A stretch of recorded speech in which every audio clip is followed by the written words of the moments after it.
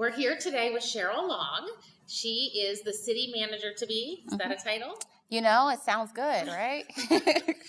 So when I was thinking about, writing about your story and everything, assistant city managers, which is where, your previous job is, tend to hunker down, get the work done, and are really not as vocal as the city manager, who we all get to know over time. So I wanted to give people a chance to see you and hear you in your own words and just not even have me interpret things. Okay. So you did tell me last week that you grew up in West Price Hill, at least for the first part of your life. Yes. Do you remember anything about that? You know what? I really, really don't. It's so funny because I've been talking to my family. We had a big household. I was raised by my grandmother and my grandfather. And at that time, when my dad and my mom had me, that's where, we were all in one, along with my aunts and uncles.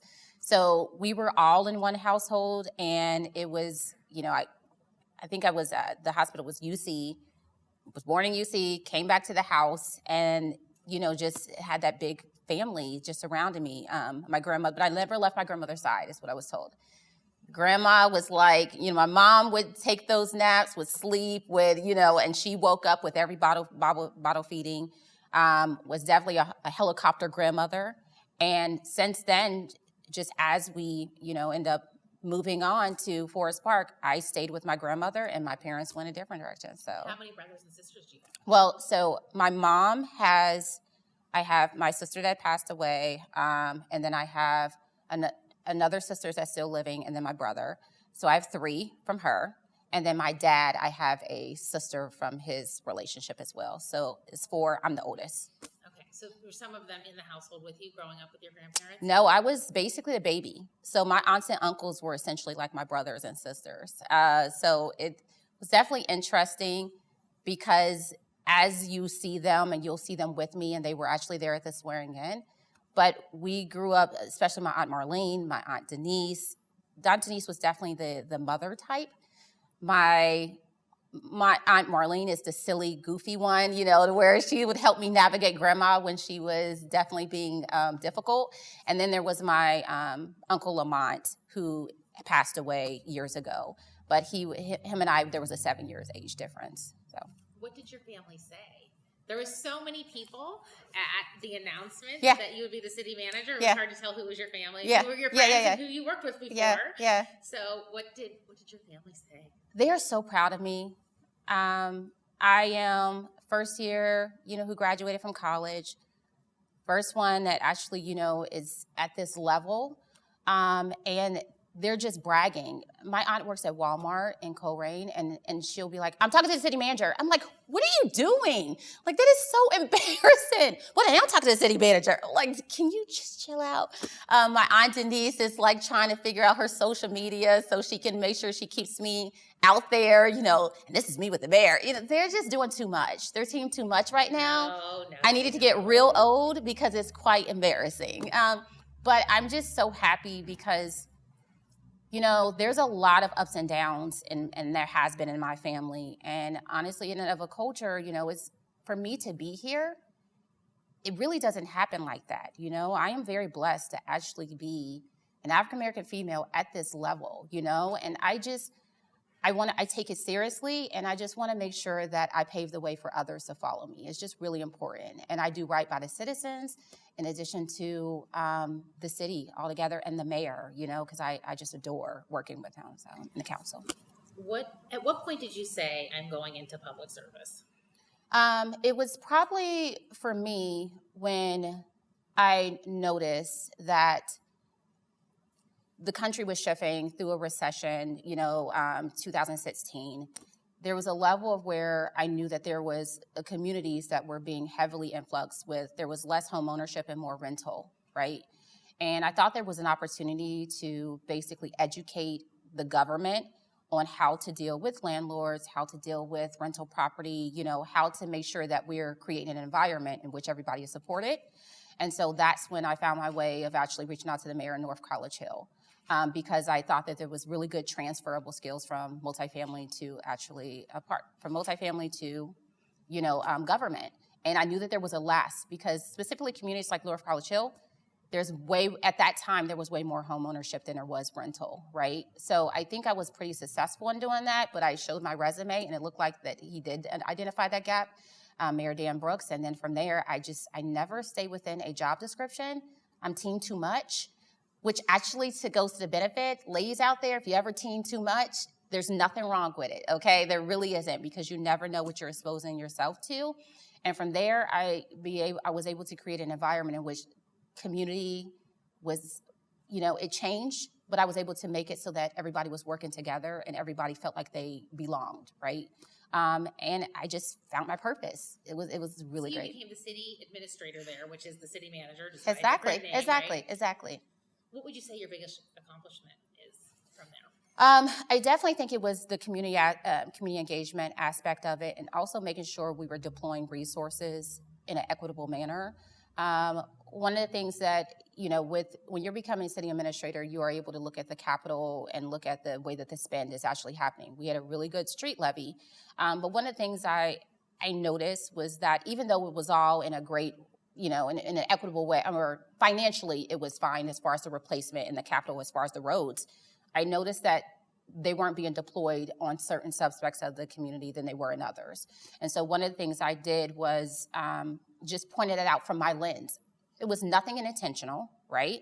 It was just something to where my perspective was, hey, this side of the community closer to this isn't getting as many of the road replacements, and they're all coming up due at the same time. And so we just shifted it up a little bit.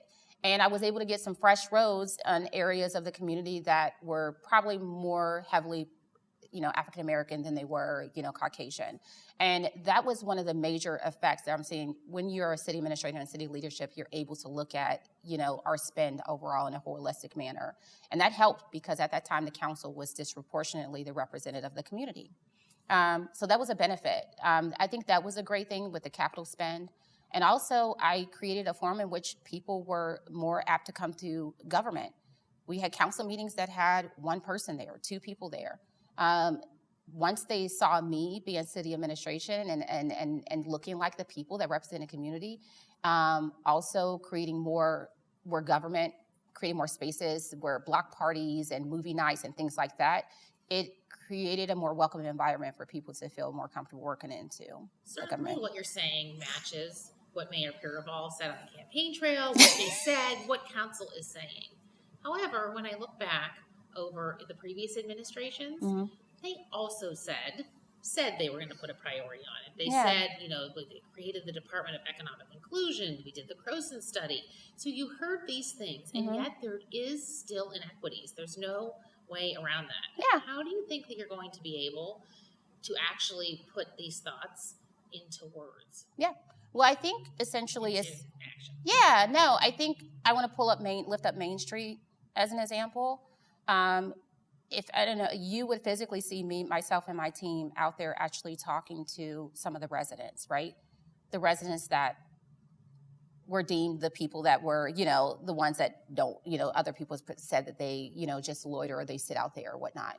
But they're actually people who came from the community, right? We found out some really good, probing them the same way we did with the people that lived there, the business owners.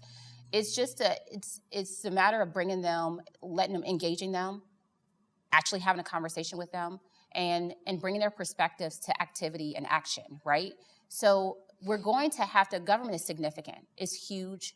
There's a lot of bureaucratic inefficiencies, but that model right there, piece by piece, little by little, I don't think that probably from the outside looking in that we're going to see, residents are going to think we're still not doing a lot, right? Because it's such a huge problem that we have.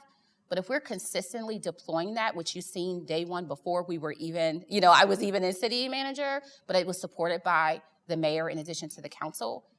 Things like boots on the ground are same thing of that. You're seeing a lot of things coming from this council and from this administration that you didn't see in the prior. So I think we're going in that direction. And with me, with the leadership, you're just going to see a lot more. We're actually physically touching the community by resources in addition to an active presence. And that is happening even before I was sworn in. So stay with me, hang with me, and if you have a questions as to where we're at, please do not hesitate to call because we can definitely educate you on that.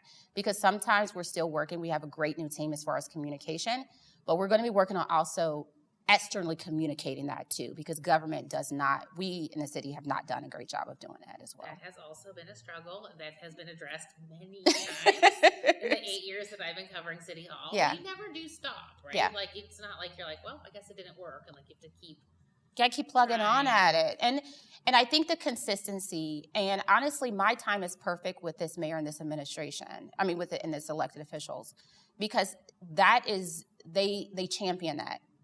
When you do things like that, it's like, and not to say that the other ones didn't, but it was just a more of an environment where they're wanting us to really just like go out there and do it, you know, and oh, that looked good, you know? And so I think with that being said, I'm very excited, and we're going to see some amazing advances happening. What do you think are the biggest challenges right now? Internally or externally? Externally. Externally, I think it's a level of, first of all, there's a lot of employees out there who have found a way to be entrepreneurs, which is great, but we need people to work for the city, right? There's a lot of ways to make money, creative ways to make money. So we're trying to fully staff up, which is a struggle, right? Because there's so much competition, which is amazing. I love that people have the opportunity to choose where they want to work, but we want good people too. So how do we fight against that? I think that's an issue.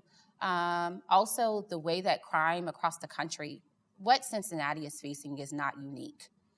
Everybody is dealing with the same thing, but the key is that we continue to, like with my ICMA affiliation, and look at other cities and see what they're doing well, take those, and then just move on from things that they're not.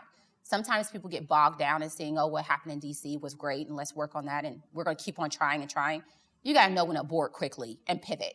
And I think that's going to be something we're going to have to really continue to try to throw out and make sure we engage outside of the Cincinnati bubble. We haven't done a good job of doing that, honestly.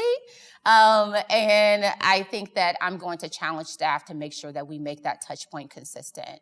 But it is real-time challenges that we're having. It's interesting to hear you say that, because we almost do never hear, well, this city's doing this, and this council's tiptoeing into it. You hear that kind of a little bit on Twitter. Yeah. Like, oh, look what I saw like somewhere else, but that's just a passing comment on Twitter. Yeah. And so, I mean, there's a lot of reinventing the wheel. Sometimes it feels like. Yeah. So I think that's a very interesting perspective. Yeah, I'm a seeker. It's funny, my husband hates vacations because I'm sending an email to the administrations, and I am like, hey, this was cool. Can I meet with you? And, you know, and actually having conversations of how they do things, how this worked, what did this take, you know? And so I'm going to encourage my staff to continue to seek. You know, people are happy in local government to communicate with you and to learn from each other. And they will open the doors. You'll have a whole tour of City Hall. You know, one whole day is for me to actually spend in other cities that we visit, or small towns. My family knows. I'm always like, well, look what they're doing here. And what about this? And, like, we purposely rode streetcars in other countries. And my husband's like, we're just going to go ride a streetcar? Yeah. I just want to see. I know. I just want to see. You got to seek, right? You got to go out there. We have to continue to borrow, steal, do what you got to do to give back to the residents here. And I'm excited to really do that.